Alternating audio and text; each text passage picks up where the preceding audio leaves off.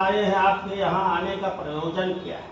हिमालय ने कहा और कहा मेरा हो भाग्य है, आपका आगमन मेरे लिए अच्छा है। नारद जी ने कहा पर्वतराज सुनो, मैं भगवान विष्णु का भेजा हुआ आपके पास आया हूँ। आपको चाहिए कि ये कन्या रत्न किसी योग्य वर को दीजिए। पार्वती जी की बात चल रही है और भगवान विष्णु के समान योग्य वर ब्रह्मा, इंद्र और शिव इनमें से कोई नहीं है। यह भी नारद जी ने कहा, आगे लगाने का काम करते थे। इसलिए मैं यही कहूंगा कि आप अपनी कन्या भगवान विष्णु को दीजिए। हिमालय ने कहा भगवान विष्णु स्वयं मेरी कन्या को मांग रहे हैं, आप ये संदेशा लेकर के आए हैं तो मैं बड़भागी हूँ, मैं अपनी कन्या उन्हीं को दूंगा। अब हिमालय की बात सुन करके मुनिराज नारद आकाश में विलीन हो गए, बड़े प्रसन्न हुए कि बात तो बन गई। वे पीताम्बर शंख चक्र और गदाधारी भगवान विष्णु के पास पहुंचे। वहीं हाथ जोड़ करके नारद जी ने भगवान विष्णु से कहा कि हे देव सुनिए, मैंने आपका विवाह पक्का कर दिया। उधर हिमवान ने पार्वती से जाकर के सारी बात बताई। कहा हे पुत्री, मैंने तुम्हारा विवाह जो है भगवान विष्णु के साथ करने का वचन दे दिया। तब पिता की बात सुन करके तुम बिना उत्तर दिए ही अपनी सखी के घर चली गई। ये भगवान शंकर बता रहे हैं पार्वती से। वहीं जमीन पर पड़ करके तुम बड़ी दुखी होते हुए विलाप करने लगी। तुमको इस तरह विलाप करते हुए देख करके सखी ने पास आ करके कहा देवी, तुम क्यों इतनी दुखी हो? इसका कारण हमें बतलाओ। तुम्हारी जो कुछ इच्छा होगी मैं यथाशक्ति उसको पूरा करने की चेष्टा करूंगा। सखी ने कहा इसमें कोई संशय नहीं है। पार्वती बोली मेरी जो कुछ अभिलाषा है उसे तुम प्रेम पूर्वक सुनिए। मैं एकमात्र शिव जी को अपना पति बनाना चाहती हूँ। जन्म कोटि लग रगर हमारे बरऊ समुन्नत रहूं कुमारी, पार्वती जी ने कहा है रामायण में। इसमें कुछ भी संशय नहीं है। मेरे इस विचार को पिताजी ने ठुकरा दिया है। उन्होंने हमारा विवाह विष्णु भगवान के साथ करने की बात कही है, इसलिए मैं अपने शरीर को अभी त्याग दूंगा। पार्वती की इस बात को सुनकर के सखियों ने कहा कि शरीर का त्यागना बंद कर दीजिए, मत त्यागिए। चलो किसी ऐसे वन में चले जहाँ पिताजी को पता ही न लग सके, हिमालय जान ही न पाए। ऐसी सलाह दे करके ऐसे वन में जा पहुंची।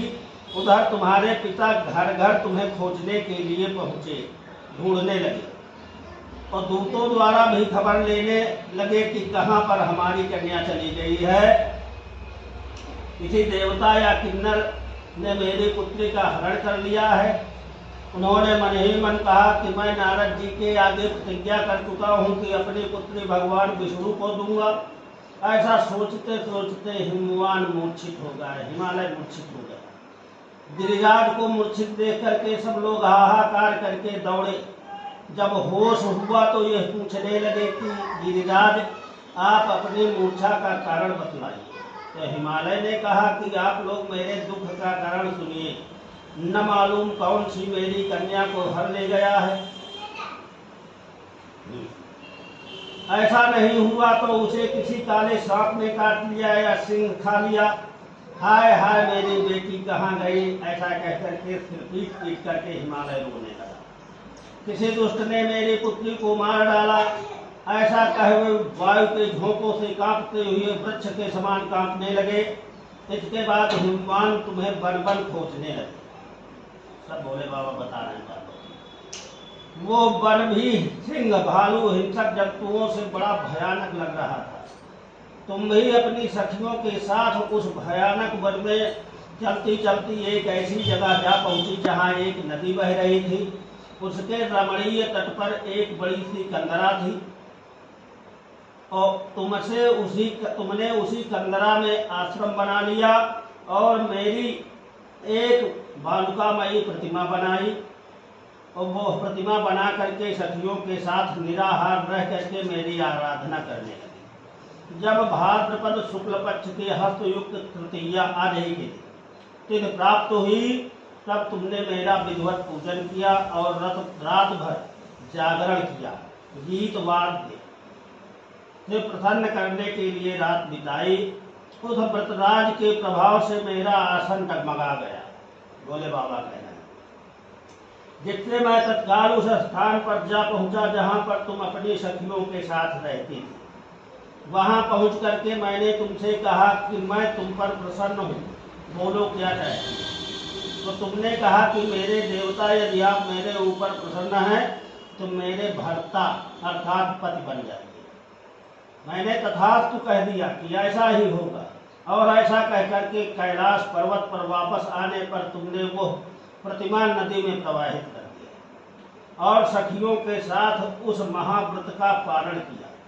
हिमवान भी तब तक उस वन में तुम्हें खोजते हुए जा पहुंचे। तुम्हारे पिता चारों दिशाओं में तुम्हारी खोज करते करते वे व्याकुल हो चुके थे, इसलिए तुम्हारे आश्रम के समीप पहुंचे और गिर पड़े।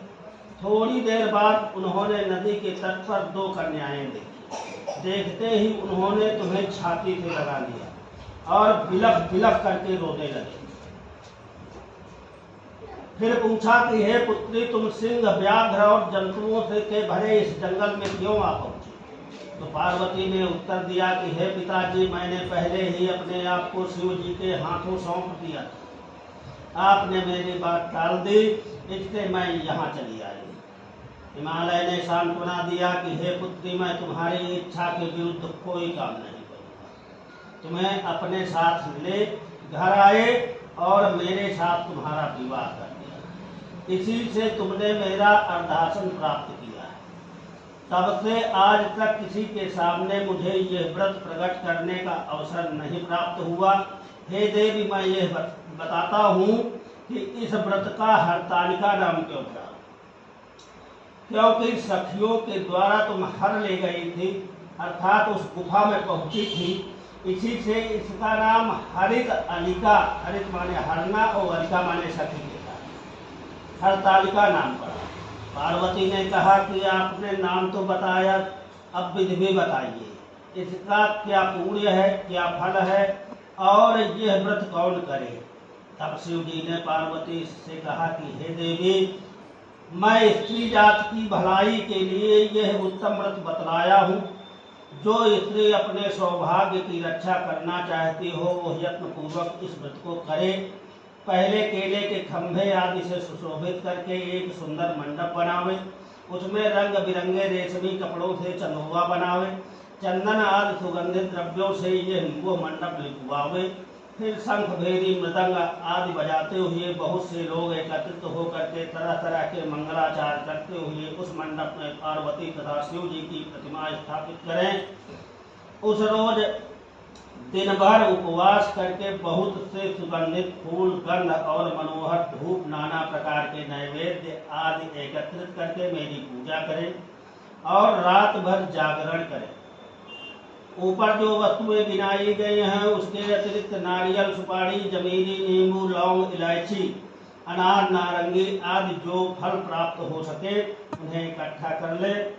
उस ऋतु में जो फल तथा फूल मिल सके विशेष रूप से रखें। इसके बाद धूप दीप से पूजन करके प्रार्थना करें, हे शिवे, हे शिवरूपिणी, हे मंगले, सब अर्थों को देने वाली हे देवी माँ पार्वती, हे शिवरूपे आपको बारंबार प्रणाम है, नमस्कार है। हे शिवरूपे आपको सदा के लिए नमस्कार है। हे ब्रह्मचारिणी आपको नमस्कार है। हे जगद्धात्री आपको नमस्कार है। हे सिंहवाहिनी आपको प्रणाम है। संसार के भय से भयभीत मुझ दीन की रक्षा कीजिए। इस कामना की पूर्ति के लिए मैंने आपकी पूजा की है। हे पार्वती, मुझे राज्य और सौभाग्य दीजिए, मुझ पर प्रसन्न होइए।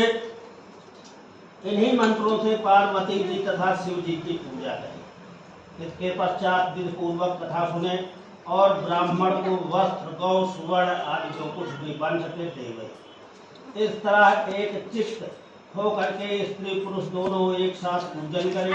फिर वस्त्र आदि जो कुछ हो सके उसका संकल्प करें। हे देव, जो कुछ इस प्रकार जो स्त्री इस प्रकार पूजन करती है वह सभी पापों से छूट जाती है, इसमें कोई संशय नहीं, और उसे 7 जन्म तक सुख तथा सौभाग्य प्राप्त होता है। जो स्त्री आज के दिन तृतीया तिथि को व्रत नहीं करते, अन्न भक्षण करते हैं, तो वह 7 जन्म तक बंध्या रहती है, गड़ापा भोगती है और उसको बार बार विधवा होना पड़ता है। वह सदा दरिद्री, पुत्र शोक से शोकाकुल, स्वभाव से लड़ाकी, सदा दुख भोगने वाली होती है और उपवास न करने वाली स्त्री अंत में घोर नरक में जाती है। तीज को अन्न खाने से सुअर, सुकरी, फल खाने से बनरिया, पानी पीने से जोंक, दूध पीने से सांपिन, मांसाहार करने से बाघिन, दही खाने से बिल्ली, मिठाई खाने से चींटी और सब कुछ खाने से मक्खी होती है।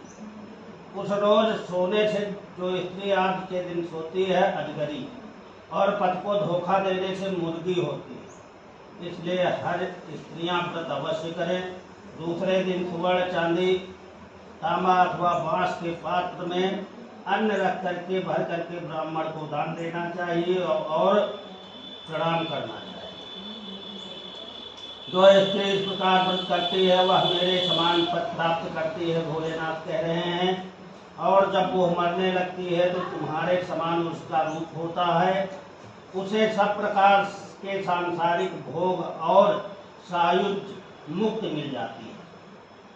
इस हरतालिका की व्रत कथा मात्र सुन लेने से प्राणी को 1000 अश्वमेध और सैकड़ों वाजपेयी यज्ञ करने का फल प्राप्त होता है। इसमें कोई संशय नहीं। हे देवी, मैंने इस व्रतों में उत्तम व्रत बतलाया जिसके करने से प्राणी सभी पापों से छूट जाता है। इसमें कोई भी संशय नहीं है। यदक्षर पदभ्रष्टम मात्राहीनम चेत् भवेत् तत्सर्वं क्षम्यतां देवे प्रसीद परमेश्वर। बोलिए शंकर भगवान की, पार्वती मैया की। धर्म की अधर्म का, प्राणियों में विश्व का। हर हर महादेव। नमः पार्वती पते। चलो आरती करो।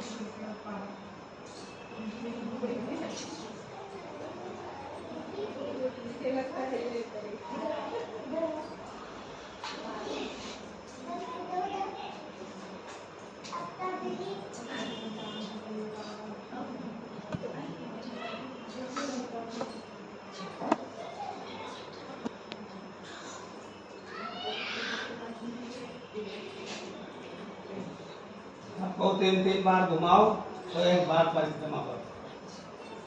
ओम चंद्रमा मनसो जाता चक्षु सूर्यो अजायते श्रोत्रात् वायुश्च प्राणश्च मुखादग्निर्जायते साज्यं च वर्ति संयुक्तं मनिना योजितं मया दीपं गृहाण देवी से त्रैलोक्यतिमिरापः।